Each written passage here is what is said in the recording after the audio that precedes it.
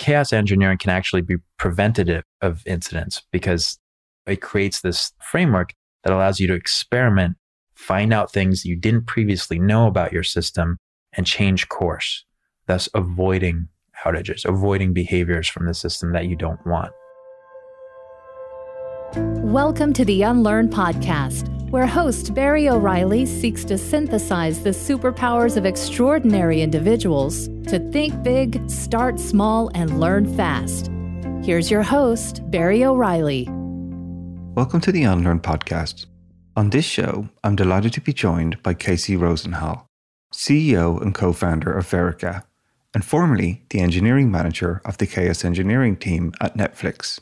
Casey was an early champion and co-author, in fact, around chaos engineering, a discipline of experimenting with software systems in production in order to build confidence in the system's capability to withstand unexpected and turbulent conditions.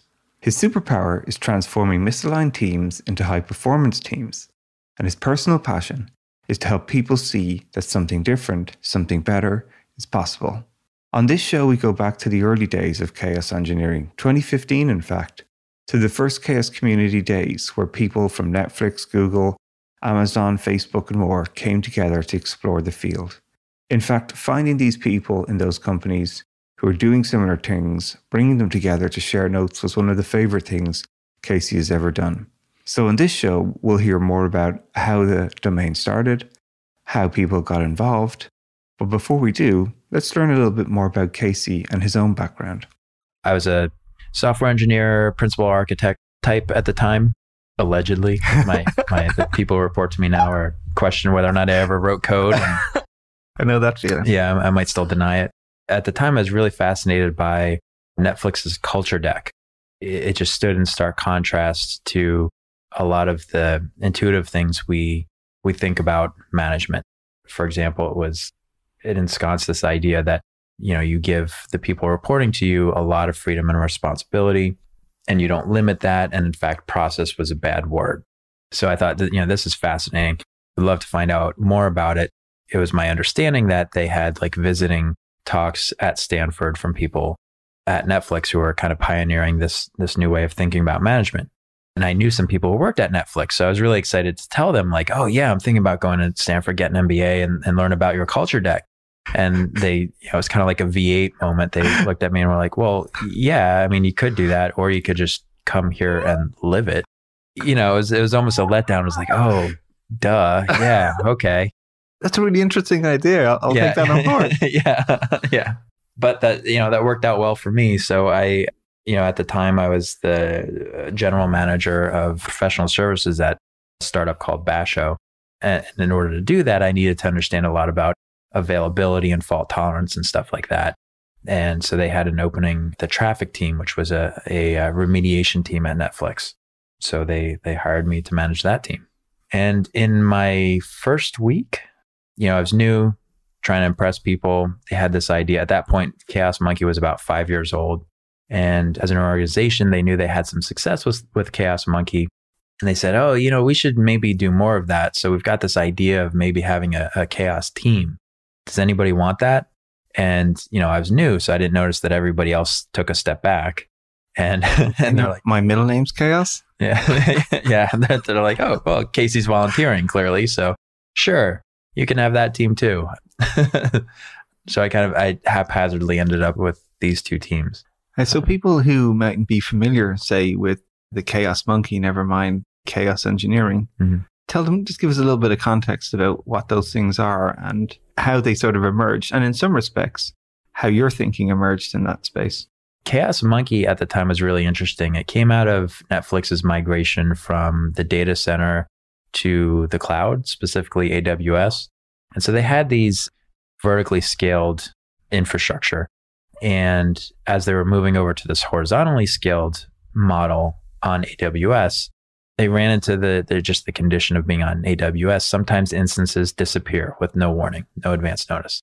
And so they had a lot of availability issues because, single points of failure would just disappear and parts of the service would go down. So they tried, a lot of things. One of the things that worked was Chaos Monkey. So they could have, in theory, just mandated that everybody put each service in, redundant availability zones and have fallbacks in place and, extra coding. There's probably like a dozen things we could list to make a service robust enough to handle an instance disappearing.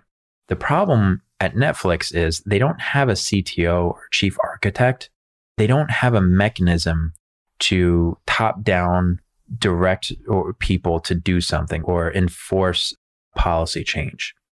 So Chaos Monkey would, for each service inside Netflix, every day it would randomly choose an instance and turn it off. Why would they do that? Well, it took the problem of instances occasionally disappearing and brought that pain to the forefront and put it as a very clearly defined problem right in front of the engineers. And it turns out when you do that, engineers solve the problem. And we didn't have to tell them how, and we didn't have to tell them why. They knew that they couldn't get their work done that week unless they solved this problem. And then once they solved it, they never had to think about it again. So it changed their behavior by aligning the organization around the business problem that needed to be solved. One of the things that still appeals to me about that concept is, in a roundabout way, it codified a management principle. That was cool and it worked. And, for 10 years, Netflix hasn't had an outage due to a single point of failure disappearing, because this is part of their culture and their infrastructure and their heritage at this point. So, so they thought, okay, this works at the small scale with small instances. Why don't we try it at the large scale? Their control plane runs in 3 different regions in AWS. If you're not familiar with AWS, you can kind of think of regions as very large data centers. So these are distributed, one's on the West Coast, one's on the East Coast, one's in EU. And, occasionally one of those regions will go down. No, someone pulls the plug out somewhere. Someone puts a semicolon somewhere. Nobody's fault, but just, let's say hypothetically, Christmas Eve 2012, the AWS on the East Coast stops working for 24 hours. So Netflix was like, okay, well, let's do chaos at the large scale. So they developed this program called Chaos Kong, where they would turn off an entire region and move all of that traffic to the other 2 regions. This was where the traffic team was born, to build the automation to move, just a massive amount of internet traffic around the globe. So that also worked. And, in the process of that working, they said, okay, like we're onto something here. Let's make this something we can do proactively. So when I got there, Chaos Kong was still being ironed out, and my traffic team was building that out, making that work well. Okay, so the Chaos team ends up in my lab. And I went around Netflix and asked, what is chaos engineering? What am I supposed to do with this team here? And the answer I usually got back was, oh, that's when we break stuff in production. Intentionally break stuff. Yeah. And randomly break stuff. Which sounds really cool. However, I wanted to keep my job. And I was pretty sure I could break stuff in production all day long and not provide any value to anybody whatsoever. Nice, yeah. I didn't want to break stuff in production. I wanted to fix stuff in production. So we literally sat down and created a discipline. We wrote a manifesto of sorts at principlesofchaos.org saying, this is what this practice is, that we know when we're doing chaos engineering, how to get started, how to do it well. So there's a couple of advanced principles in there that represented kind of the gold bar that we established at the time. And that worked. It worked phenomenally well at Netflix. And, it's been able to scale beyond that. So here's one of the other quirks of the situation. At Netflix, again, process is a bad word. They probably won't agree with me saying this, but they kind of have some rules. One of those rules is you only hire senior engineers. Well, I couldn't hire senior chaos engineers because there weren't any, because we had made that up. There's no job description out there, right? Right.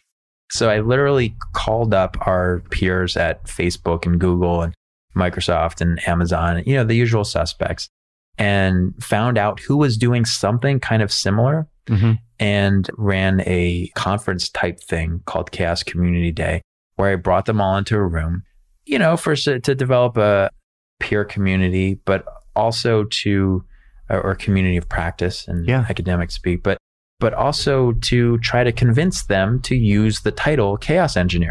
Right. And it worked, so that by the second time we ran it, I was able to poach people from their teams. And then I could say, I'm hiring senior chaos engineers because they've had that title previously. That's a great hack. Yeah. And it worked. It's a great hack. We like hacks on the show. It's always good to know. Yeah. So yeah, that's how you start your own software discipline, I guess. But there's some good nuances there, right? Like creating a meme, a concept, a banner that people can associate with is really powerful, right? And even building a coalition of the willing for people to sort of compare notes on. Like I think, again, one of the things that's most interesting about this field for me is it's super emergent, right? There's people haven't done this before. We haven't built systems at the scale that Netflix has to deal with this many people and this many regions. A lot of the companies you've also mentioned, they're building these huge systems that we don't really know exactly how they're going to fail, how they're going to actually perform, the consequences of them, the unintended consequences of them. We've seen so much of headline media in the news, how they can affect everything from politics, right down to financial impacts in organizations and safety in human individuals as well. So I think, this is what's interesting to me also is because counterintuitively, even the word chaos as a name, there's also quite a lot of control about how you go about exploring the chaos. It's actually very well structured from a discipline point of view. So we like to tell people, it's not that chaos engineering is creating engineering. It's not engineering chaos. There's an implicit assumption that the chaos already exists in your system, and this is engineering to navigate it or to surface it so that you're aware of it. You're right most of my research actually isn't in chaos engineering or remediation. It's in complex systems. So this is increasingly more of a problem. If you're in software and you plan on staying in software, you're either working with a complex system now, or you will be at some point soon. And, I'll define a complex system as one that has so many moving parts or so many degrees of freedom in those moving parts that one human can't mentally model the entire thing by themselves. So if a human can't do that, then they can't reliably predict the system's behavior when you change how one of the parts changes, which means a lot of the old ways we have of thinking about building and maintaining these products don't work anymore, because those rely on planning and having intelligent people who have time to understand how all the parts move. One of the things I think the discipline of chaos engineering captures is that it's a proactive approach to improving availability and security. And if you look at the other practices in that space, they're all reactive. They're all necessary. It's not one or the other, but everything from disaster recovery to alerting to incident response management to observability, those are all focused on time to detect and time to remediate, which is important. Chaos engineering can actually be preventative of incidents because it creates this framework that allows you to experiment, find out things you didn't previously know about your system, and change course, thus avoiding outages, avoiding behaviors from the system that you don't want. So maybe you could share an example of that. So, say I'm in a cross-functional team, maybe I'm a product manager, maybe I'm an engineer. What's different about, tell me an example of maybe when you were in one of your companies recently, and what changes were you making? Actually, I'll start with a security example. Availability and security are really two sides of the same coin from a system safety perspective. So a lot of the tooling for chaos engineering works for both. And one of my favorite recent examples on the security side is an open source program called Chaos Slinger that was run at United Health Group. And my favorite experiment, one of the experiments there, will misconfigure a port. And the hypothesis in the experiment is changing this port will be recognized by the infrastructure, will be immediately blocked, it'll be logged so that you know where it happened, and it will generate something that will trickle up to and some sort of, it will go into a SIM or incident response. I'm not a security guy, so I might not know exactly how this is supposed to play out, but I understand that the basic steps. And so half the time that they would run this experiment, it worked. Half the time. The other half, misconfigure a port, expect your very expensive firewall to catch it and block it. Half the time it wouldn't, but 100% of the time, their cloud configuration software would catch it and block it. which is, a commodity feature. Yeah. And it would generate logs, but not enough detail in the logs to tell you where it was happening. And so that wouldn't trickle up to IR. I mean, firewalls are expensive. If you think, and United Health Group is huge. They're Fortune 5. We're talking large dollar amounts here. What this tool was able to teach back to the security team about their own security posture was just immense from the point of view of like, where do we allocate resources? Where are we weak that we didn't know we were weak? They had to change how they do their jobs because this taught them about themselves in ways that no amount of sitting in a room and hypothesizing would ever have demonstrated the reality of the situation to them like this.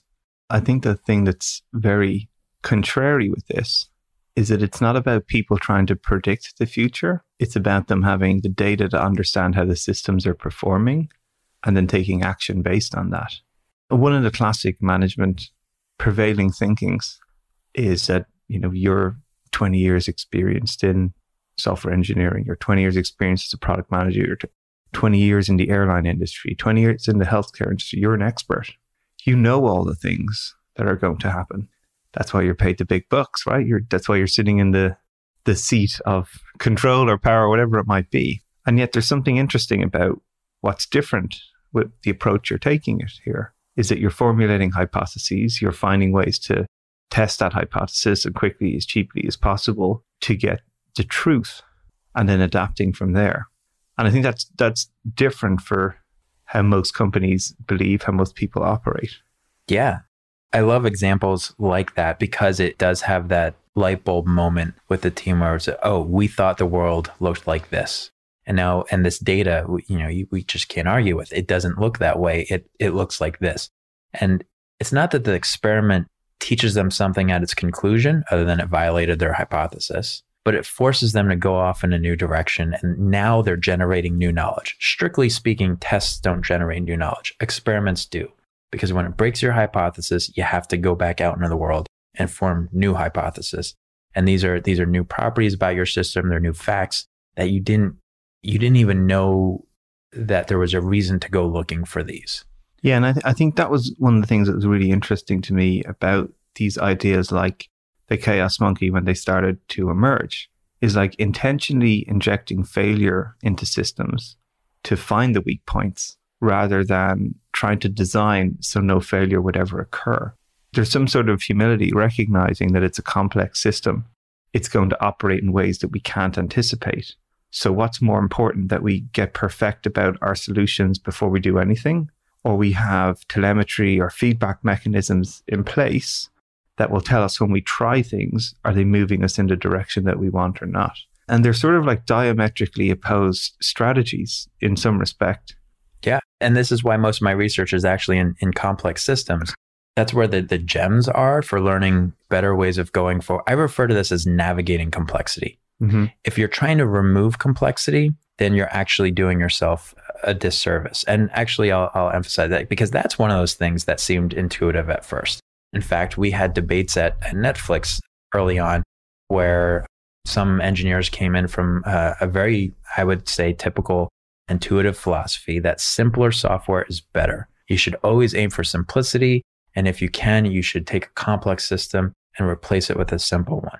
And empirically, that's just 180 degrees false. Complexity and success track together. I'll give you an example, just a quick technical one. Imagine you have a key value database, the simplest database you could possibly write, where you give it a value and a key, and it stores the value. You give it a key, it gives you the value back. You run it in memory on, you can write it in Bash or something, run it in memory on your laptop. Okay, really simple. And now the business has a requirement, make it more available. Okay, let's take it off the laptop where it disappears when I close the lid, and we'll put it on the cloud. Now it'll presumably live longer. But instances on the cloud disappear. So, okay, we'll put it behind a consistent hash so that there's multiple nodes that can replicate the data. And let's go ahead and we can replicate that between multiple clusters, multi-regional replication across different data centers. In less than 60 seconds, we've just traversed some very well-known, well-structured availability mechanisms for databases. Mm-hmm. And that's fine. It adds complexity, but we know how to do those things. and it gets you what the business wants. Now let's go back to the simple case of running on the laptop in memory. Imagine the business requirement came down. I want you to make that more available and also simpler. It can't be done. What the business wants are features and properties that necessarily encourage the creation of complexity, be it availability or better performance or whatever. So your job as an engineer is to add complexity, not to remove it. And I sometimes hear the refrain, well, yeah, but you shouldn't have more complexity than necessary. Well, you shouldn't have anything more than necessary. That's kind of just a truism, right? Like, you could put any word in there. That's not the point. The point is, if you direct energy to removing complexity, you are probably directing energy in the wrong place. You are probably directing energy towards removing something that provided some business value. And that's probably not your job. Well, it's really interesting to hear you give that example, right? Because one of the things we talk a lot about when you're trying to solve challenging problems is, I often say, think big, start small, learn fast. So there's a mechanism about when a business requirement came down to say, give me some security. Thinking big could be, well, multi-region, multi levels of resiliency and availability. But if you start to try and build complexity from the start, that's not going to work either. Right. So I think helping people, but the trajectory you've described, which is thinking big, starting small might be the laptop, and learning fast is at work and building into the complexity. I think it's important to differentiate those two things because, one of the things I definitely see a lot of, just happened to me today, companies are doing these big projects. They have big ambitions about the things that they're trying to do. You're a Netflix, you're trying to distribute content all over the world. You're a bank, you're trying to do trading in every single country in the world. Right? They're big, complex problems. And the way people try to solve them is they try to think big, go big, and become too big to fail. And I think one of the nuances, again, with this approach in chaos engineering is you make things safe to fail, not fail safe. And you think big, start small, get feedback, learn fast, again, get feedback if the steps you're taking in this complex environment are driving the outcomes that you want. So there's a whole load of there's a system at play here that needs to be in place to let people explore uncertainty. You need telemetry, you need feedback mechanisms, you need clear descriptions of what it is, the hypothesis, the outcome you're aiming for. You need to define your experimental steps so you can navigate that uncertainty. Yeah, if I could build on that, one of my favorite models I stole from Kent Beck. He stole it from economics professor somewhere. I call it the economic pillars of complexity. I don't know what it's actually called in economics because I couldn't find it, but we'll just go with that. So that this model says when you're thinking about how to navigate complexity, you can focus on 4 pillars. The number of, and this is for production as well as it's the number of states, the number of relationships between parts, the environment, and the reversibility. And so the quintessential example of this is Ford in the 1930s. You can have any kind of car you want as long as it's a black Model T. And, the parts were all standardized. So they limited the number of states, which helped them navigate the complexity of the market. They also implemented Taylorism to a T, to measuring steps. So they limited the number of relationships between moving parts, which helped them navigate complexity. Can't really affect their environment, although, monopolistic practices, maybe they were able to, and most of us can't. And reversibility is really hard with a car. We're not talking about putting it in reverse, obviously, but talking about melting it down and so and rebuilding it. Yeah, I mean, so other car companies literally had a team that would assemble an entire car, whereas at Ford, you had an assembly line. Your relationships were really limited. Maybe you could talk to the person on your right, but not on your left, that kind of thing. So how does that translate to software? Well, business requirements usually drive the number of states to increase. So you probably don't have a lot to say about limiting the number of states of your business for your software product. You're probably adding features moving in the opposite direction. Relationships, you look at microservice architectures, the way companies are being designed now, the layers and the stack of just running software, those are growing. So that's moving in the opposite direction. Environment, if you're like most companies, you can't do much about.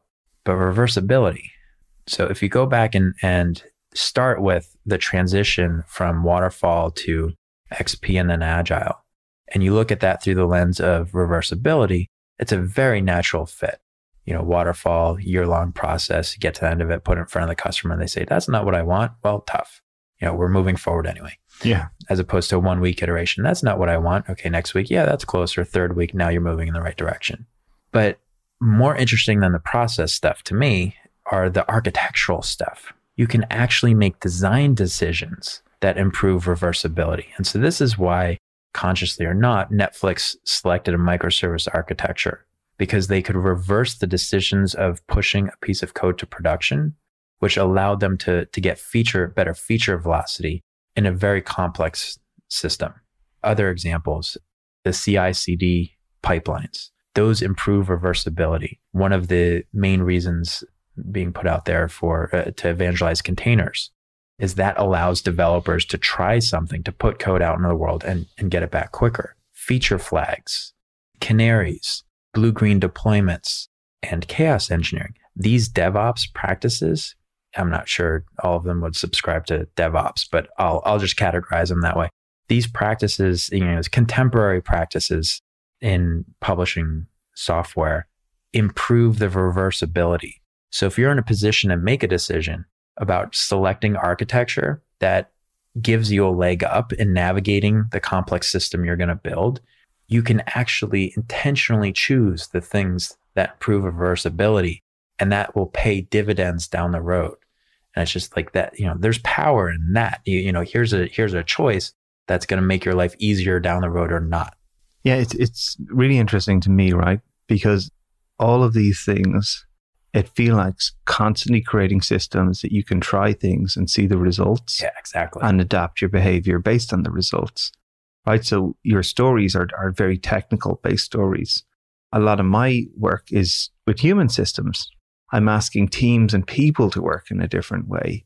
Like one of the things I come up against quite a lot is people aren't good at designing experiments for themselves. I'm going to try and learn a new skill. I have an aspiration to be fitter, to be healthier, to be a better manager. How do you know what is success for being a better manager? Is it 50% of your team say you're the best manager they've ever had? 75% of your team in the next 3 months? Like people don't describe those outcomes. And then I get to say to them, well, if that's the outcome, that's, your hypothesis is you can get there. What's your experiments to get there? If you haven't described a hypothesis, you've nothing to test against. You just start doing stuff. Buy everybody lunch, buy everybody coffee, create cross-functional teams, get people to work on smaller pieces of work and ship them more frequently. Right? Like these are all experiments. But again, if you don't set up this system to help you experiment with human systems, like the rigor that you put into doing the engineering practices and having analytics to tell you when you do a deployment, did it work or not? When you test something on your machine, did it work or not? It did. Let's propagate it to a more risky environment. Let's go to a pre-production. Let's go to prod. All these powerful mechanisms you're using in engineering, and yet in the human world, so few people apply that rigor to that sort of human change. Even just starting off with what is the end goal? Yeah. Like how do you know when you're successful? 3 years from now, how do you know you've succeeded? Is it, because you're absolutely right. I mean, the next thing you know, you've got a really high, lunch bill and some very confused workers who are a little bit overweight because you're eating out too much. And you're like, this is, is that what I was shooting for? I'm not sure. Well, but it's very real, right? Like digital transformation. What is that? How do you know you have digitally transformed? If you're not describing a quantifiable outcome, you can never know if you're there or not. You can't experiment and try things and say, do we go from, digital transformation? What does it mean? Does it mean 50% of our customers are retained more? That our customers buy 40% more of our products in the next 6 months? Or if you don't describe those outcomes, you've nothing to test against as you do your experiments, as you launch new products, as you change your processes. It's a real lacking thing. And it doesn't have to be quantifiable, right? Like you don't have to be able to put a number to it, but you still have to be able to articulate the goal, right? So yeah, I love high performance teams as a phrase, because it's like art, or the Supreme Court's definition of pornography. Like we know it when we see it, but we can't really like specify what a high performance team is. I think that's one of the most powerful things that we can look at and move towards as managers. You brought up the example of managers. Here's one of my hypotheses. And this came from me asking, okay, what does a team look like that has the properties of being more resilient than another? And then it kind of became, well, this might actually just be generally like a better team or a high performance team, a team that delivers the properties that a business wants better or faster than, let's just say, the average, like, like a pure comparison.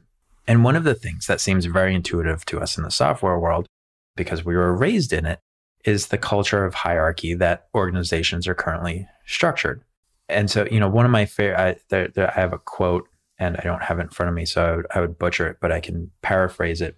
Something along the lines of, software engineering is the epitome of efficiency and well thought out planning and, decisive outcomes. And I love this quote because I'll put it up there and I'll be talking about it and I'll see heads bobbing like, software engineers like, yeah, we are really efficient. We do have a great division of labor and great planning. That is part of our culture. And then I say, well, yeah, actually the quote, it's not software engineering, it's bureaucracy. And then everybody kind of pouts, right? Because we all think bureaucracy is a bad word, right? So why do sociologists call us the bureaucratic profession? It sounds like an insult. Right? Maybe it is actually, but no other industry has done a better job of separating the people who decide what work needs to be done from the people who decide how it's going to be done from the people who actually do it. We have mastered that in software engineering, and that is entirely a relic of widget creating Taylorism. And that's not the world we live in anymore. So my hypothesis is the better teams, certainly the more resilient teams, but probably also the more high-performant teams, have been able to extricate themselves from the bureaucracy that most of the software engineering industry still, I'll just say, wallows in, where you have that separation. And that completely deprives the people doing the work in a complex system from the context that they need to do it well. Certainly when they have to improvise during an incident, and I don't just mean the ones that make the headlines, because most incidents probably happen in ways that the rest of the organization never hears about, because most of them are probably almost outages and not actually, which means you have people who have, adaptive capacity. They have tools on hand to improvise in the moment to prevent, the site from going down or a security vulnerability from propagating or something along those lines. And because they fix it, that doesn't become part of the story or the institutional knowledge of, that freedom was really important to fixing it. That story doesn't propagate up in most organizations. So instead, we just assume that we're safer than we are. And then, because of the bureaucracy and the planning, we think, as this process grows or as the product grows, we'll add more process, we'll add more systems, we'll add more layers of management, and they'll divvy things up and plan better. And what you're actually doing is removing the tools from the people who need them most to improvise in the situations that are most critical. It's a great point, right? And I think the way to sort of make that concrete is when we're thinking so many companies have these structures, management, middle management, lower management, mailroom. They have silos, right? Designing things, building things, testing things, deploying things. So these are all like information pockets that operate and don't share information. So the system can't get smarter. And I think that's why it's very interesting when you think about companies who are intentionally designing themselves to allow the conditions of success be there. Why have small cross-functional teams? Because the knowledge can live and reside for a complex system with a cross-functional group of people who can make changes and understand the impact of those changes, rather than being siloed and that information getting lost. Why at Netflix not have a CTO to dictate policy? Instead, let the crowd decide what are the best tools for their little unit inside that complex system that they're responsible, accountable, and your freedom and responsibility point. It makes sense if you're making cast iron parts and you've got a master designer who's been, designing high precision parts for 20 years, that you don't want the person on the assembly line mucking around with the design of that part. So that's the heritage that we've grown up in. It makes absolutely no sense in a complex system like software, where the person at the sharp end, the person who's doing the work, has to improvise in order to get stuff done. There's no way an engineer can have all of the code that they have to write laid out ahead of time. So they have to improvise. That's part of their job. It makes no sense that a CTO or even their manager is going to know how to do their job better than them, because their manager has another job. That's a people-focused job. They can't possibly have the same context as the person doing the actual work.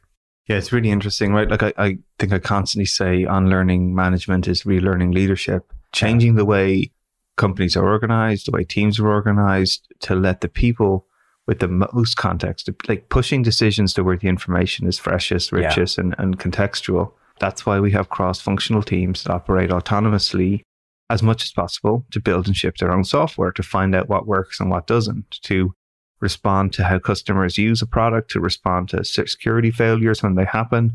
The context lives within the team and they're responsible and can make those changes. But that's still quite an alien concept for most organizations, right? And the manager to 20 years in the industry, I'm the expert. All these things have to sort of be unlearned. So how did you not only now post your sort of Netflix experience, you're building your own company now. What are some of the lessons that you've learned from that experiences and others that you're trying to bring into your new company, as much as you're building tools again for the industry to start adopting these practices? So they're new behaviors for people.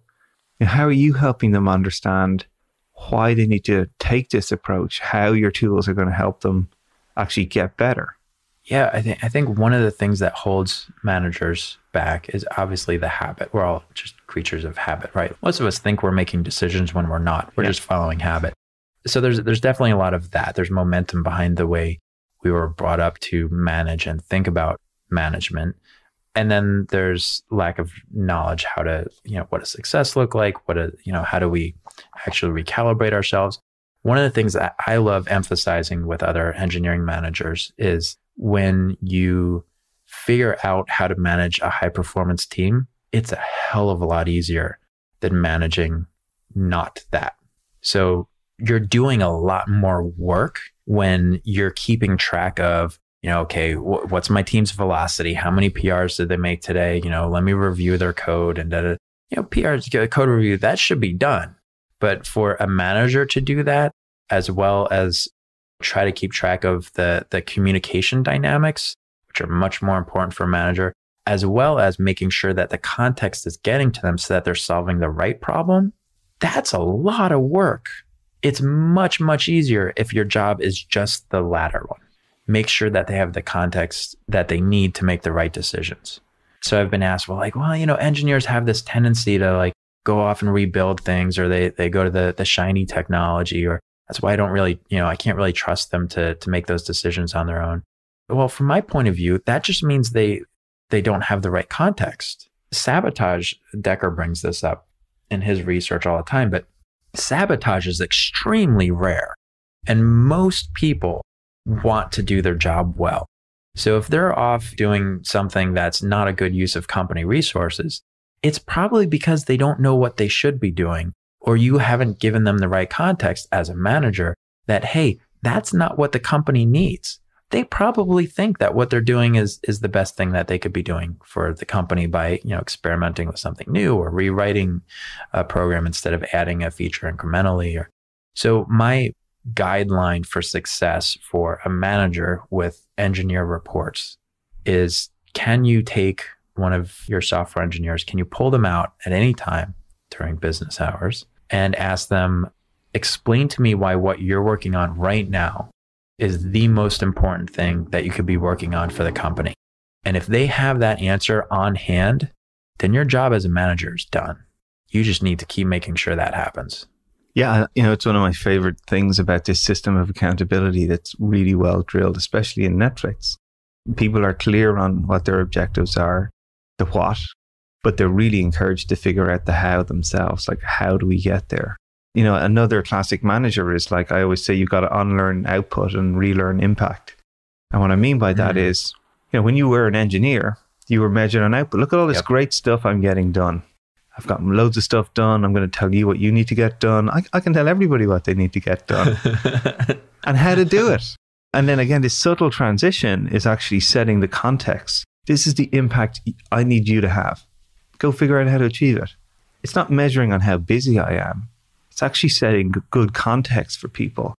Why are we doing this and what success is for it? You go figure out how to do that.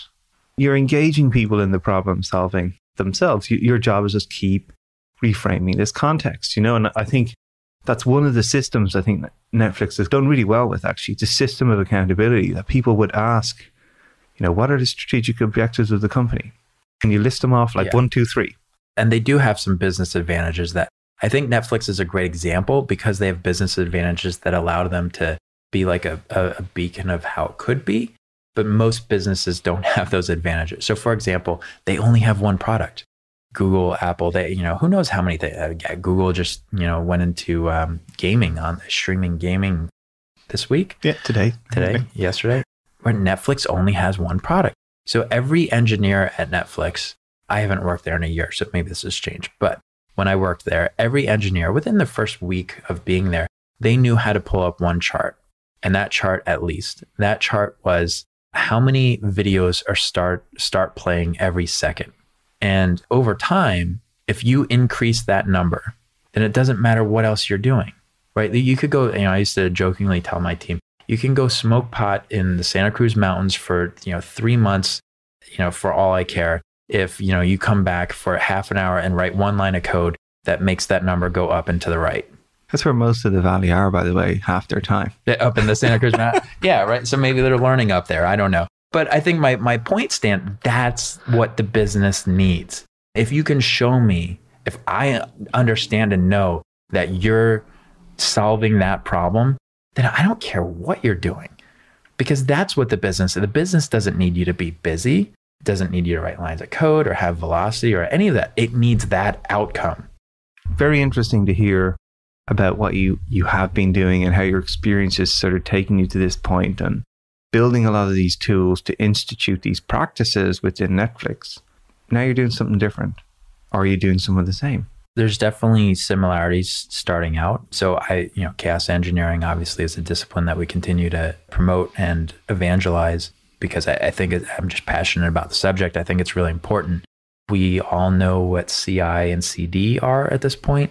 My hunch is that, in addition to continuous integration and continuous delivery, 3 years from now, you won't put serious code into production without having a continuous verification pipeline or a continuous verification system. And, chaos engineering can be part of that.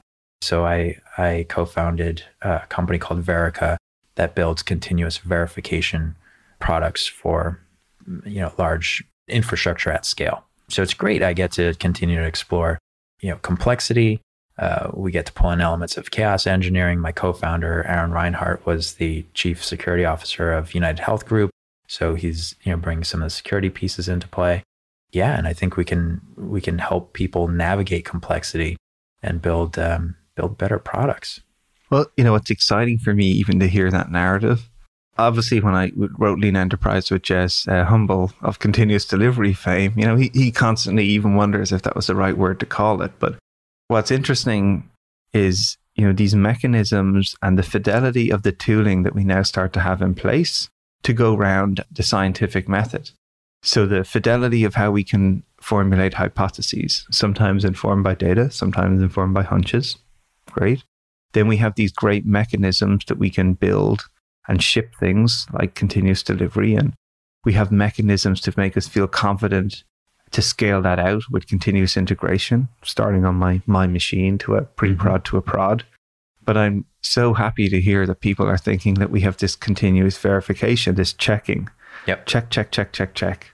So, I think if Deming was alive, he'd be so happy to hear that we're doing this sort of plan, do, check, act cycle. And I'm not sure I agree with him about a lot of things, but that part, yeah, definitely. Right. So it's great to hear like the fidelity in the tech space. of how people are recognizing that we need tools, that when we build these small systems right through these hugely complex systems that, that you've worked on, are examples from United Healthcare to Netflix to Google to these systems that we've never built before, that we cannot predict how they are going to be used.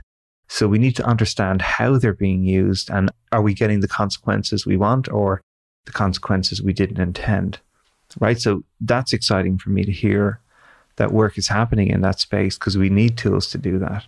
And from what I can say, the industry is moving in that direction. So short anecdote, when we started evangelizing chaos engineering, after about a year, we got a lot of pushback back from banks who were like, entertainment, advertising, whatever.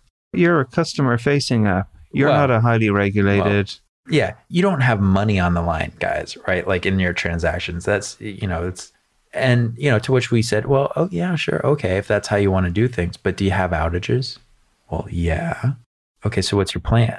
You're going to keep having outages and just like fall down, get back up, start running, hit another brick wall, fall down?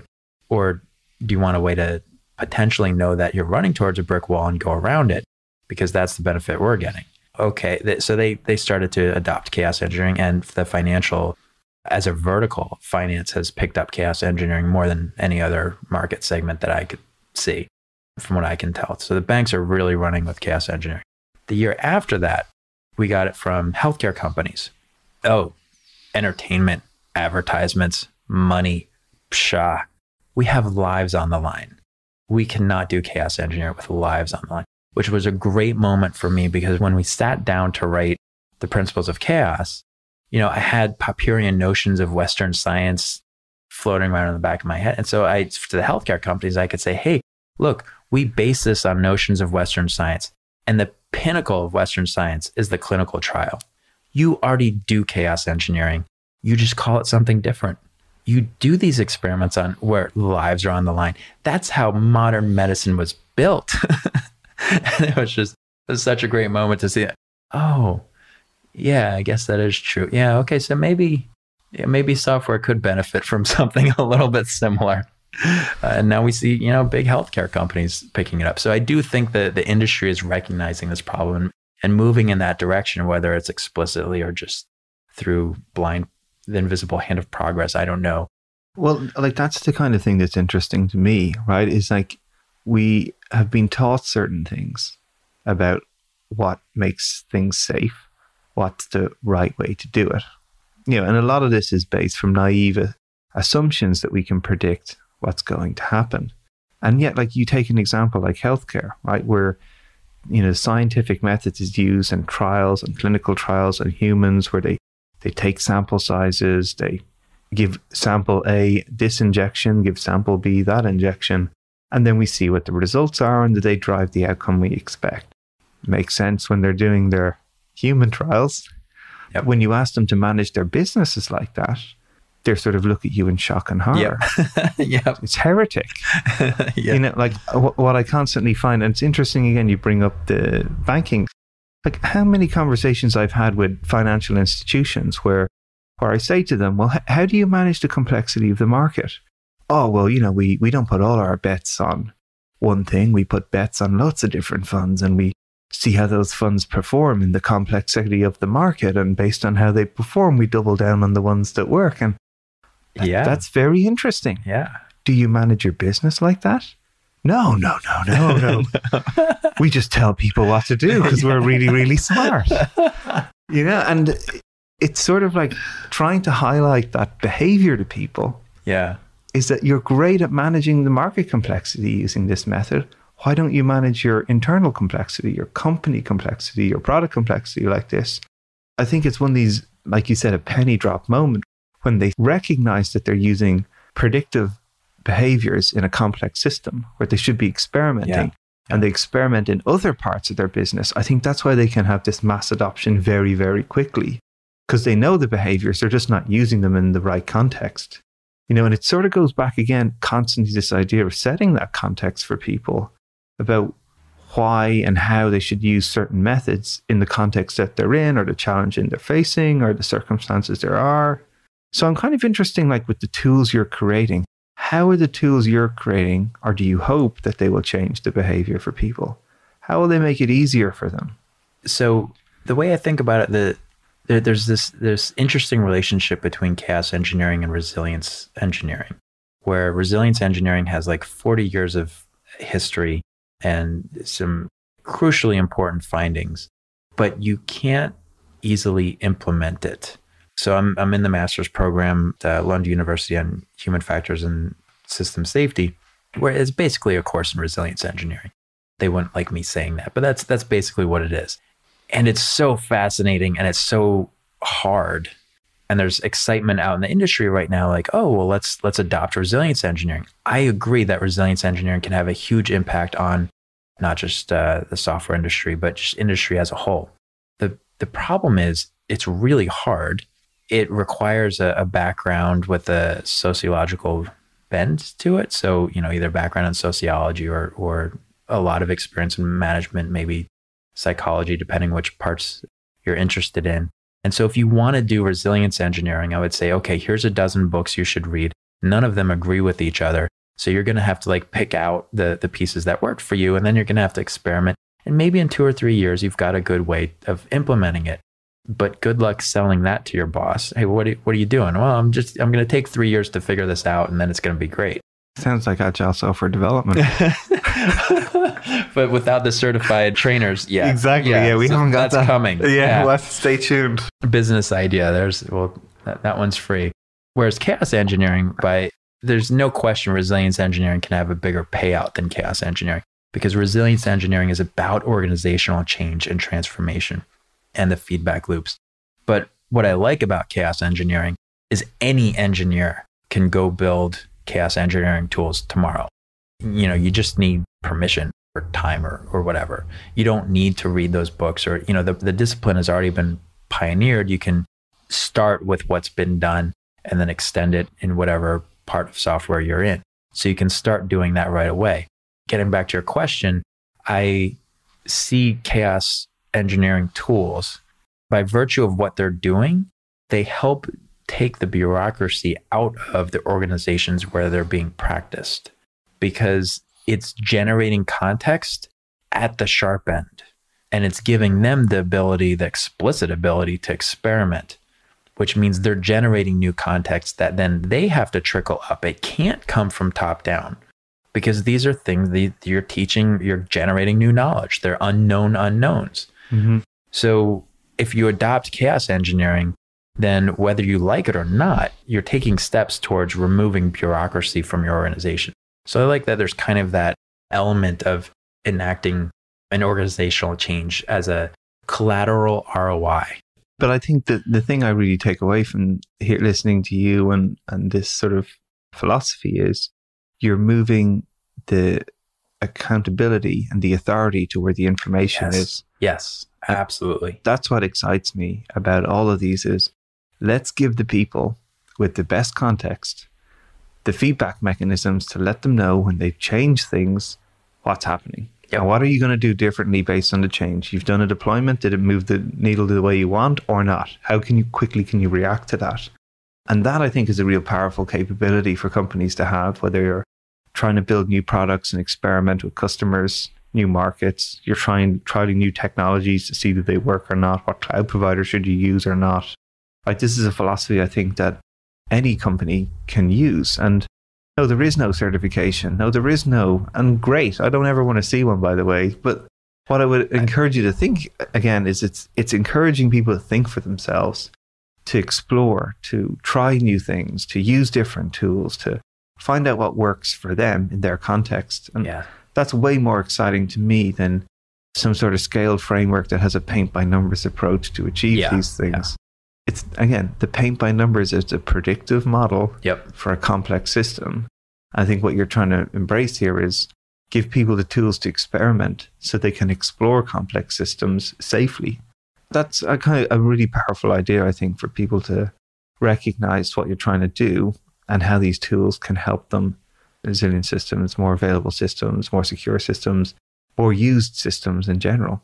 So what has sort of been one of your unlearning moments, really, as you start to embrace this idea or champion this idea of chaos in engineering, what has been sort of some of the pushbacks you've seen or the aha moments you've had along the way?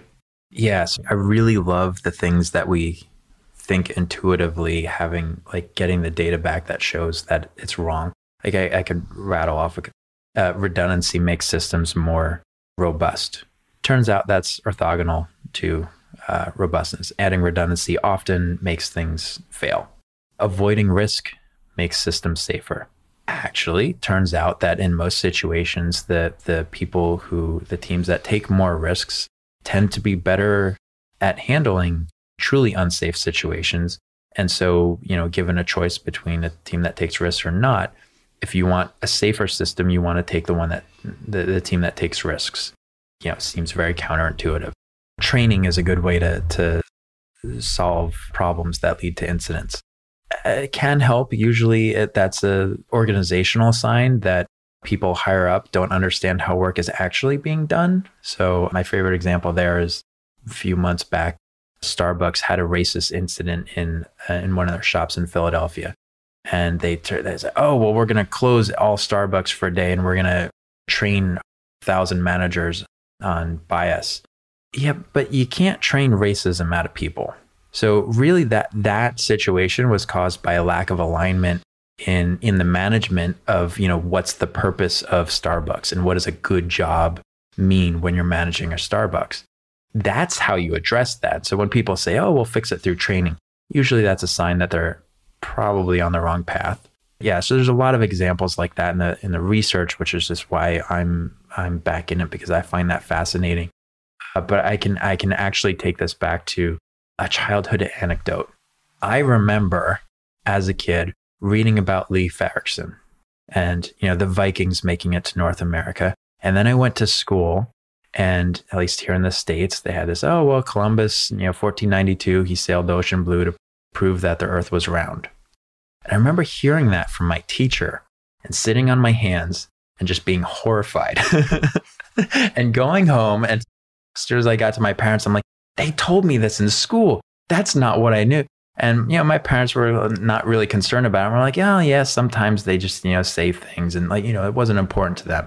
And I feel like that was a defining moment for me, because it was like, oh, the people who are specifically disseminating information to us, like that's their job. Sometimes deliberately tell us the wrong thing because it's convenient. All the lessons we learn are not necessarily the right lessons. Yeah. When I was more cynical in my youth, I used to say, most people are wrong about most things most of the time. And yet we do such wonderful things. Again, the intent of even that statement, right? The recognition that most of the time what we do is wrong. Yep. So why don't we build systems to tell us when we're wrong really quickly and cheaply? And to me, that's sort of the nub of what chaos engineering is about. How can I learn fast whether expect the outcome I'm aiming for, the consequence I'm hoping for, we're going in that direction or not? And then what am I going to do about it? And I think that's the sort of elegant part of this for me, is like building systems to help people explore uncertainty. And as we keep building these more complex systems, like the Netflix of the world, like Google platforms, like Facebook platforms, these things that we just can't even comprehend how those systems work, how they're connected. No one person will ever hold all that in their head. So I think, building the tools that you're trying to do to help us have these feedback mechanisms is not only important for our industry, it's also important for society, because these systems have such an impact on society now. Yeah, absolutely. Like training biases into algorithms, right? It's Yep. driving people, manipulating behaviors of platforms because they can understand how the code is written by people. Mm-hmm. Super interesting. But if you don't know that that's happening, if you don't have these mechanisms that you're trying to build in place to help people understand that, we have no way to guide us. And that's a problem I constantly see, even in companies where leaders aren't describing the success that people are trying to achieve. So people are just doing stuff. Yeah, and that's not just an industry. I would say that that's a problem of complexity that the whole world is facing right now. And, the common reaction is, and I'm sure some of the software engineers can relate to this. Have you ever, been put on a new project and it's really complex? It's not only complex, but complicated. So you go, you know what? It's just going to be easier to build this over from scratch. Let's just burn the system down so that we can build a new one. You can kind of see that in a lot of places. Our industry is it fetishizes disruption, but it's there in politics. It's there in just about every facet of Western culture right now. This system is too hard to understand. I don't know if it's working for me. Let's get rid of it. Yeah. There's a lot of people make a lot of money out of that decision, I have to say. Yeah. Yeah. Cool. All right. Well, again, thanks for being on the podcast. It's been great to learn a little bit more about chaos engineering, a little bit more about yourself and some of the work you're doing. I'm looking forward to following the trajectory of your new startup. Best of luck with that. Thanks very much. Thank you. I look forward to unlearning new things every day. Cheers, man. I hope that show resonated, and if it did, I'd encourage you, take the small step. Email a colleague you think might appreciate it, tag someone on Twitter, share it with your network. That one small step can have a big impact.